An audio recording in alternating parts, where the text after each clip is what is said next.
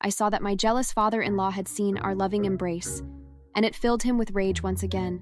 He burst through the door and came charging at me full speed. He tackled me to the ground and began punching me in the gut. Ethan restrained him as quickly as he could, but it was too late. I was bleeding. Growing up, we are always told not to hit women. I thought this was something everyone could have agreed on, but I guess my monster father-in-law thought differently. My name is Abby, I'm 26 years old, and I recently went through the most traumatic event of my life. Me and my father-in-law's relationship had always been pretty rocky, even when I first started dating my boyfriend Ethan, who is now my husband. The first time I ever met Ethan's dad, Rick, was one of the worst days of my life. We had already been dating for a couple of months, and I was excited to meet his parents.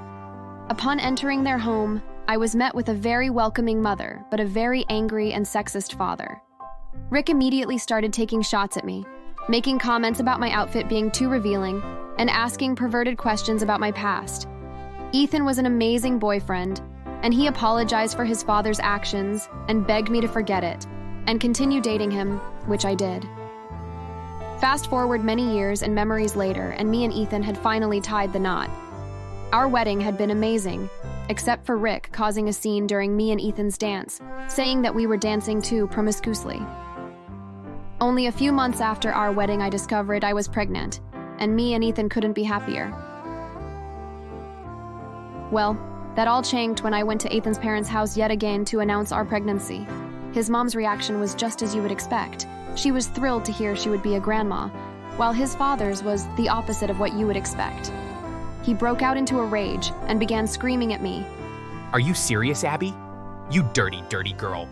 I can't believe you could be so irresponsible. Why weren't you using protection? I couldn't believe Rick was getting so personal and prying into me and my husband's life. What was his problem anyway? We were married, and it is completely normal to have children after marriage. I believe his anger comes from a strange form of jealousy he has over his son, because secretly deep down, I think he might be in love with me. I never had wanted to admit it, and even brought it up to Ethan once. But when I told him about this theory, he laughed it off and said it was completely irrational to think such a thing. I stormed out after this tantrum, and Ethan chased after me, again begging me to forgive his father's words. Again, it was hard to say no to Ethan, so I gave him a hug and a kiss right there in his parents' yard. Out of the corner of my eye, I saw that my jealous father-in-law had seen our loving embrace, and it filled him with rage once again. He burst through the door and came charging at me full speed. He tackled me to the ground and began punching me in the gut. Ethan restrained him as quickly as he could, but it was too late. I was bleeding, and Ethan's mom quickly rushed me to the hospital while Ethan continued to restrain his dad. It didn't take the doctors long to determine the cause of my bleeding. I had a miscarriage. The words echoed in my head, and I fell to the ground crying. The baby I once had was now gone, all because of the jealousy of my father-in-law.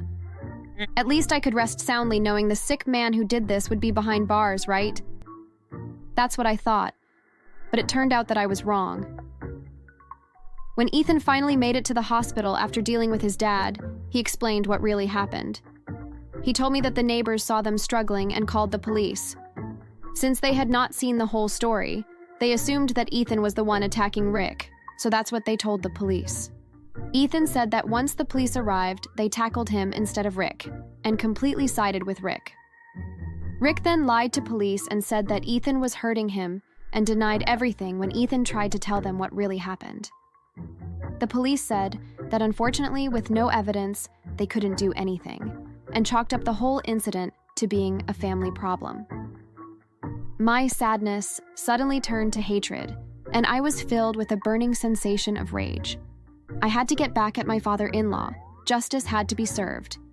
Me, Ethan, and Ethan's mom agreed we needed to take down Rick once and for all. Ethan's mom was the first to give us something to work with. She told us that back when her and Rick had first started dating, he confessed to her that he was once arrested for urinating outside of an elementary school, making him a child sex offender for life. It was a secret he was terrified of getting out, which made it a great place to start. We did some digging and found a picture of his mugshot with the criminal charge listed underneath, and began printing out hundreds of copies. We placed the copies all around town and even sent some into his work. See, Rick worked as an executive producer for a children's TV show, and they were not going to take this lightly. We saw on the news that Rick was publicly fired from his role and was going viral all over social media, being labeled as a pedophile. Once the internet really started to notice this story, Rick's address was doxed. Not long after he was doxed, an angry mob of internet mobsters showed up at Rick's door with weapons of all kinds and began completely destroying his house. We all watched from across the street as Rick's beautiful big house was torn to the ground before the mob set fire to it. The next day, Ethan mentioned he remembered how his dad was always extremely scared of losing money in banks. So instead of depositing money, he would bury it in secret locations.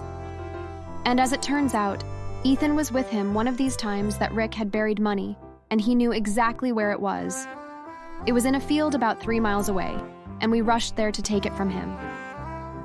Once we dug in the spot where Ethan swore it was, we finally hit the crate where it was stashed. We couldn't believe our eyes as we realized we must have just broke into Rick's life savings, because the total sum of the money was over $2 million. We quickly loaded it onto Ethan's truck, and we were just about to drive away when Rick came limping over to the hole where his life savings used to be. He was badly bruised and bloodied from the beatings of the angry mob. My money? Where is it? It's ours now, we're taking it. Well, you can't do that. It's mine. It's what you deserve for killing my baby. I knew he was about to say something incriminating, so I whipped out my phone and hit record. So what, I beat you up so bad and you went and miscarried? It's not my fault you couldn't take a beating. And honey, why haven't you been home? I miss you. I'm never going back to you after what you did to Abby. You showed your true colors. Whatever, I cheated on you all the time anyways. Ethan, what about you, son? Will you stick by your father's side? Absolutely not, Dad. You're a horrible person. Good. I never loved you anyway. I explained to Rick that I had just got every word of that on video, and that I would send it to the police if he didn't allow us to take his life savings. He practically broke down in tears before finally agreeing to let us keep the money, realizing that the time behind bars would be much worse than being poor. Ethan and I used the money to buy an amazing house on the beach, and we decided to start over, away from the horrors of his horrible father. Ethan's mom spent her share on a one-way ticket to France, where she bought a mansion and fell in love with a wine connoisseur named Felipe. Ethan and I also started a successful charity dedicated to helping mothers who have been victims of abuse, and we are proud to say that we have helped over 100,000 young women back on their feet after dealing with abuse of all kinds. As for Rick, well, he's lived alone on the streets ever since, and those posters we put up and posted online are still circulating, and we've even heard that he still gets beat up to this day by random people who recognize him. I know he's sorry now, but I don't care. Personally, I hope he rots out there.